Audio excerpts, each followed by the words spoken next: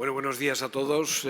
Presidente Sernauto, el ministro se ha ido, pero nos iría muy bien en Europa si tuviésemos varios comisarios con el pragmatismo y la alusión que pone el ministro en todo lo que es de su responsabilidad, ¿no? Por tanto, también gracias al ministro por su presentación. Para mí es un auténtico honor estar aquí con todos ustedes porque ustedes representan lo que ha dicho el ministro, el corazón de la industria.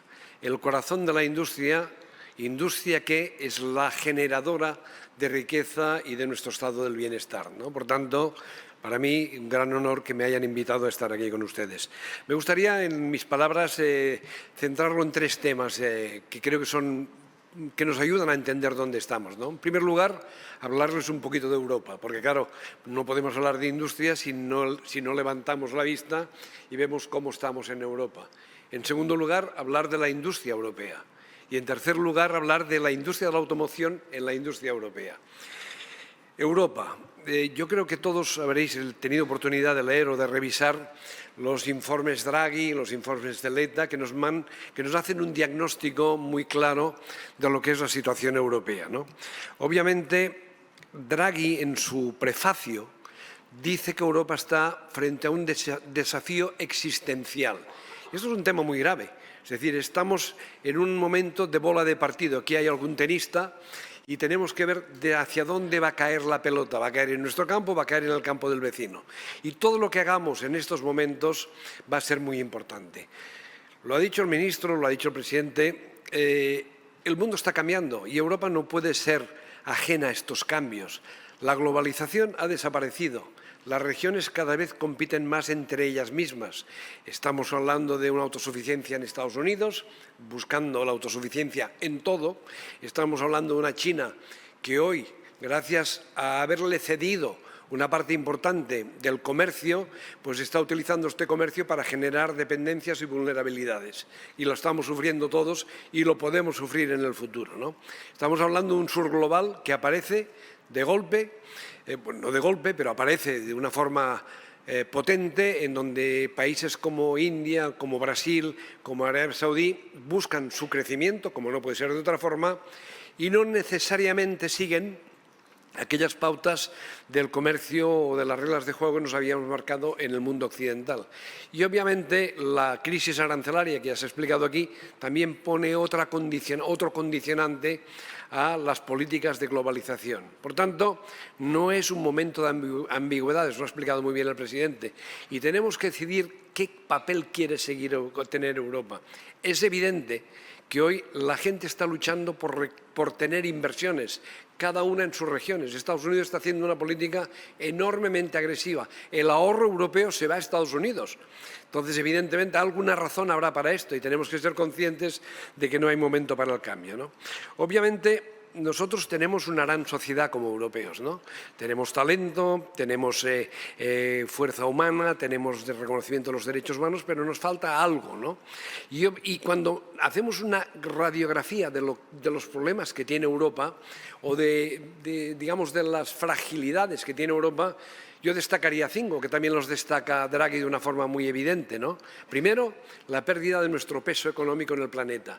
Nosotros, fijaros que desde el año 2010 a hoy hemos pasado de pesar en el mundo un 22% a un 17%, un 17,5%. Estados Unidos, similar democracia, similares mercados, ha pasado de nuestro mismo 22,5% en el año 2010 al 26%. Se ha abierto una brecha de competitividad en el mundo entre Europa y Estados Unidos de 8 puntos en solo 13 años. ¿Qué nos espera dentro de los próximos 10 o 12 años?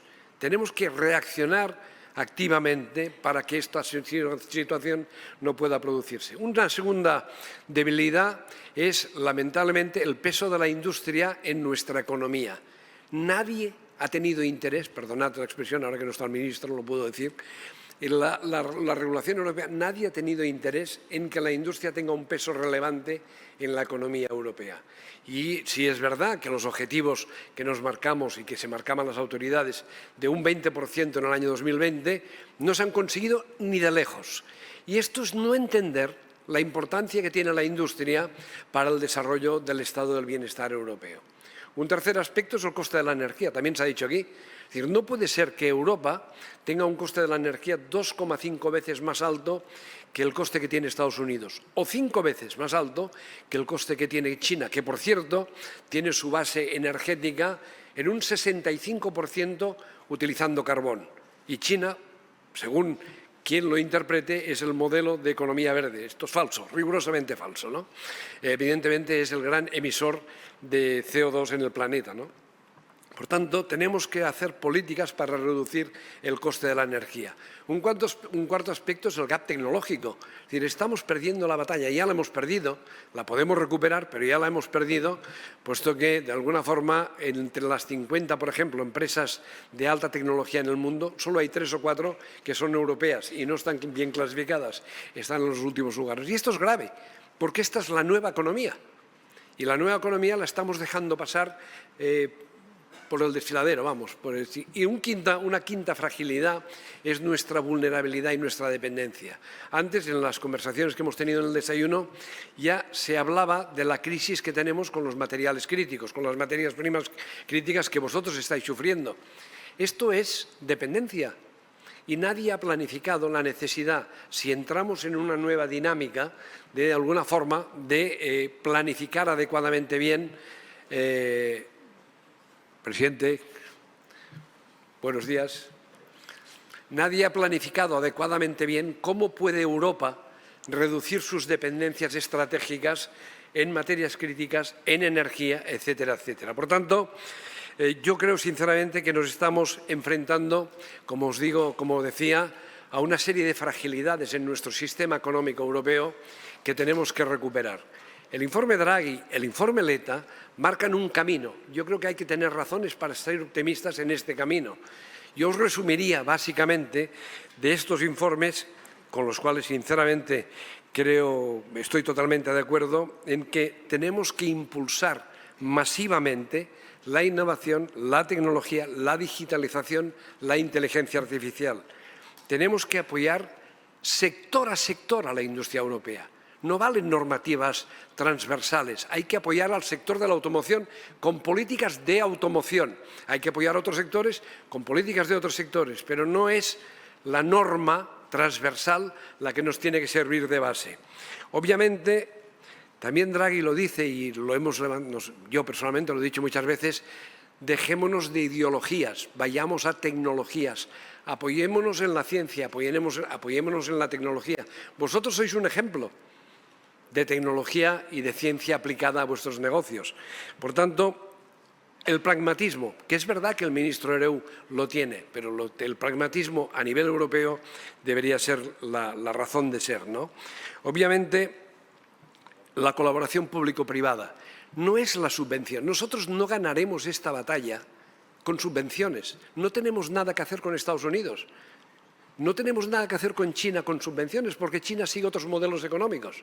Por tanto, tenemos que ganar con el talento de nuestra gente y con el apoyo a la ciencia, a la tecnología. De otra forma, hablaremos de muchos millones que se quedarán, pues no se sabe dónde, pero no creo que se acaben en el proceso productivo, ¿no? También creo que hay que escuchar al ciudadano. Lo que está pasando en Europa, de los extremos, es porque no hemos hecho caso a los ciudadanos. Si tenemos una flota de vehículos de 14 años y medio de antigüedad, habrá alguna razón. No habremos escuchado al ciudadano para saber cuáles eran sus necesidades. Hemos impuesto el vehículo eléctrico como dogma de fe, luego hablaremos de ello, pero de alguna forma el ciudadano no está en ello.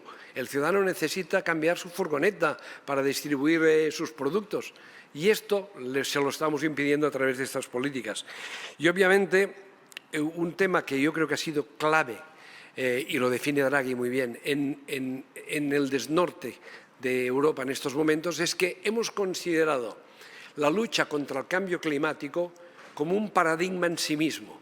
Y la lucha contra el cambio climático es una fórmula muy poliédrica. Si no se une la lucha contra el cambio climático con la potenciación de la competitividad de las industrias, estamos destinados a crear una sociedad no sostenible. Por tanto, es necesario, y así lo enfatiza muy bien Draghi, que de alguna forma sostenibilidad, lucha contra el cambio climático, y competitividad, mejora de nuestra economía, son situaciones, son variables que son absolutamente, que tienen que estar unidas, ¿no? Por tanto, yo creo que hay lugar al optimismo siguiendo estas normas que de alguna forma nos han marcado, pero deberíamos hacer una cosa, si me permiten la expresión, que este informe Draghi o este informe Letta no queden como la Biblia en un hotel americano, que todo el mundo sabe que existe, pero nadie la lee. Es decir, a mí me parece que esto es enormemente importante, ¿no? Dentro de esta situación de nuestra economía, que como les explico, el diagnóstico está hecho, las acciones deben ser posibles, la Comisión tiene voluntad de acelerar estos cambios. ¿Cómo está la industria en Europa? Yo creo que el presidente de Cernauto lo ha venido a decir, yo creo que estamos en una emergencia industrial. Estamos en emergencia climática, pero también estamos en emergencia industrial. La industria europea, que ha sido un gran activo en el desarrollo de nuestra sociedad del bienestar, hoy está perdiendo el liderazgo. Hoy ya no somos referentes en el mundo en el tema de la automoción, en el tema de la química, en el tema de las telecomunicaciones, lo hemos perdido. Entonces, evidentemente el diagnóstico está hecho y lo que hay que hacer es aplicarlo. Si aplicamos este diagnóstico, el que marca Draghi o el que de alguna forma la Comisión pretende hacer, las fortalezas están. Tenemos mano de obra. Vosotros sois un ejemplo. Es decir, os han metido en un buen lío de cambiar un modelo a otro a una velocidad muy rápida. Y lo estáis haciendo. Y lo estáis haciendo con tecnología, con talento, con valor, etcétera, etcétera. Por tanto, la industria europea debería ser capaz de adaptarse a estos nuevos cambios, ¿no? Un tema importante es el coste de la energía, que es el que de alguna forma me toca a mí, ¿no? Evidentemente, cuando uno pregunta a los inversores cuál es la primera razón para invertir en una región o en otra, la primera es el coste de la energía. Es decir, no somos competitivos, es decir, estamos hablando, como os decía antes, de un coste de la energía mucho más alto.